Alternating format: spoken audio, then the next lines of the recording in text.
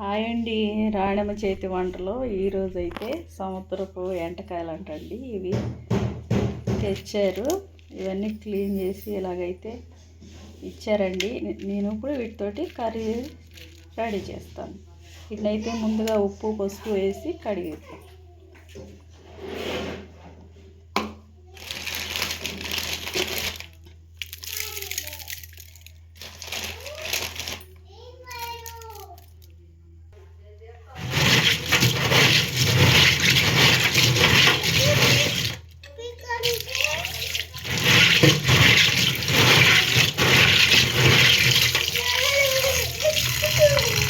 ఎత్తుకుంటూ ఉండను. క్లీన్ చేసి పొయ్యి మీద అయితే పెట్టామండి. ఉప్పు పసుపు వేసి శుభ్రంగా కడిగి వాటర్ అంతా వచ్చేసి పొయ్యి మీద పెట్టాము. ఇప్పుడు దీంట్లో మళ్ళీ కొంచెం ఉప్పు పసుపు వేసి ఉడికిద్దాం.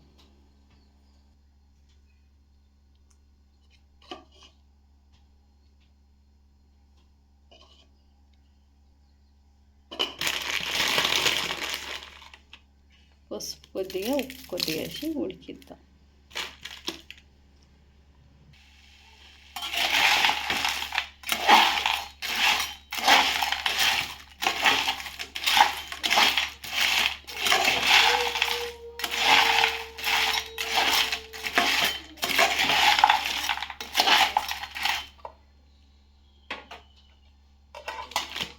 మూత అయితే పెట్టేస్తాం. ఇలాగా వాటర్ అయితే వచ్చిందండి. ఈ వాటర్ అంతా వంచేయాలన్నమాట.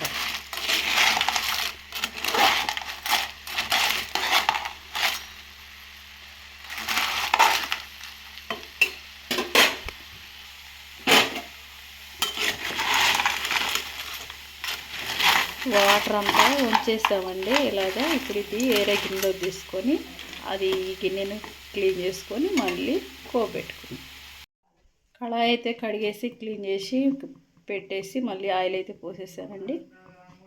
ఇప్పుడైతే తాలింపు పెడతాం.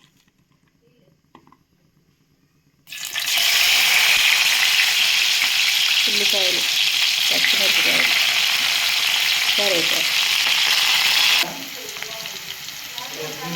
అల్లం పేస్ట్,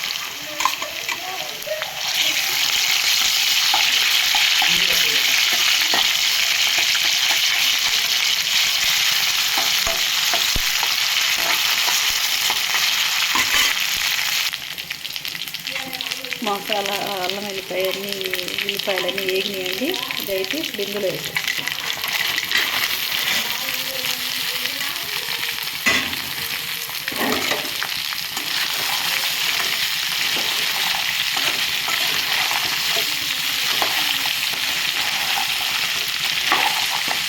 సిమ్లో వేగనిద్దాం.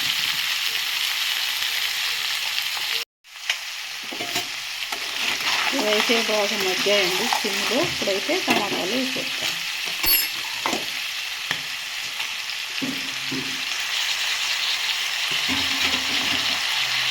ఇది కూడా కొద్దిసేపు మగ్గనిద్దాం.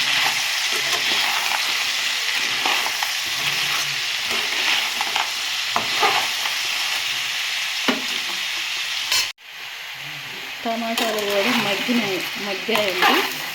ఇప్పుడు కొంచెం కారం అయితే వేసేస్తాం.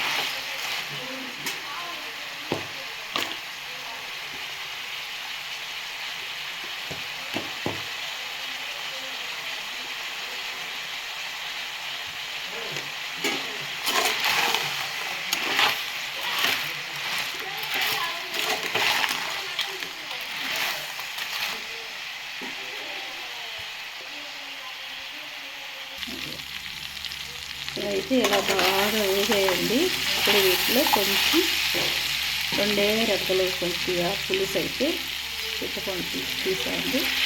ఇదైతే ఇందులో వేసుకుందాం.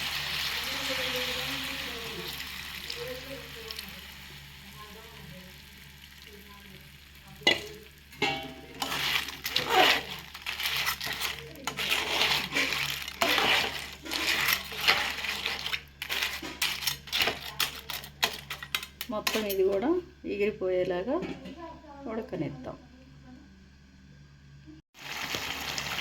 ఇలాగైతే ఉడుకుతుందండి. ఇప్పుడు దీనిలోకి కొద్దిగా ధనియాల పొడి,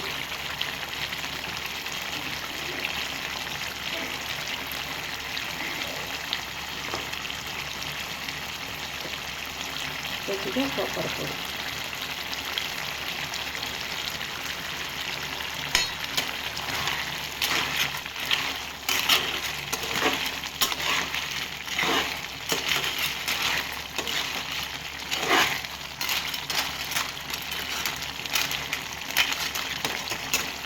ఉడకనిద్దాం.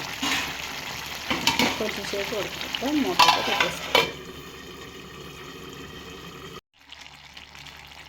కర్రీ అయితే రెడీ అయిపోయిందండి. ఇదిగో ఇలాగైతే వచ్చిందన్నమాట.